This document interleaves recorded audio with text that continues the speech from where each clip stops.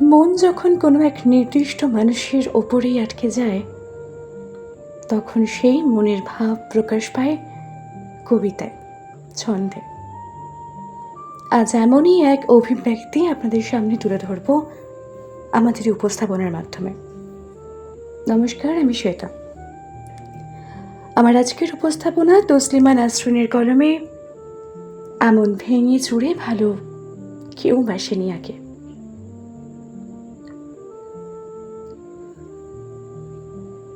কি হচ্ছে আমার এসব?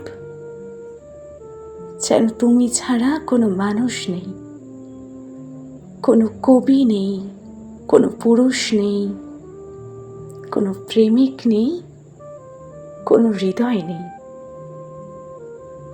আমার বুঝি খুব মন বসছে সংসার কাজে,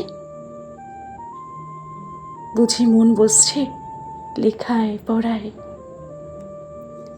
আমার বুঝি ইচ্ছে হচ্ছে হাজারটা পড়ে থাকা কাজগুলোর দিকে তাকাতে, সভা সমিতিতে যেতে।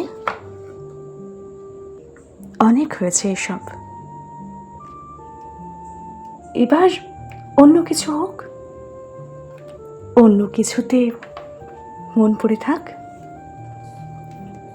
অন্য কিছু অমল আনন্দ দিক।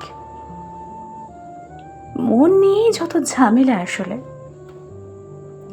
মন কোনো একটা জায়গায় পড়ে রইল তো পড়েই রইল। মনটাকে নিয়েই অন্য কোথাও বসন্তের রঙের মতো যে ছিটিয়ে দেব, তা হয় না। সবারই হয়তো সব কিছু হয় না। আমার যা হয় না তা হয় না। তুমি কাল জাগালে, গভীর রাত্রিরে ঘুম থেকে তুলে প্রেমের কথা শোনালে। মনে হয়েছিল যেন স্বপ্ন দেখছি। স্বপ্নই তো, এ তো এরকম স্বপ্নই। আমাকে কেউ এমন করে ভালোবাসার কথা বলেনি আগে। ঘুমের মেয়েকে এভাবে জাগিয়ে কেউ চুমু খেতে চায়নি কোনো দিন। এত প্রেম কেউ দেয়নি, এমন ভেঙে চুরে কেউ ভালোবাসেনি। তুমি এত প্রেমিক হলে কি করে? কি করে এত বড় প্রেমিক হলে তুমি? এত প্রেম কেন জানো?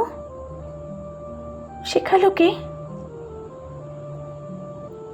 যেরকম প্রেম পাওয়ার জন্য সারা জীবন স্বপ্ন দেখেছি, পাইনি। আর এই শেষ বয়সে এসে যখন এই শরীর খেয়ে নিচ্ছে 101টা অসুখ পোকায়, যখন মরে যাব, যখন মরে যাচ্ছি, তখন যদি থোকা থোকা প্রেম এসে ঘর ভরিয়ে দেয়, মন ভরিয়ে দেয়, তখন সব কিছুকে স্বপ্নই তো মনে হবে। স্বপ্নই মনে হয়।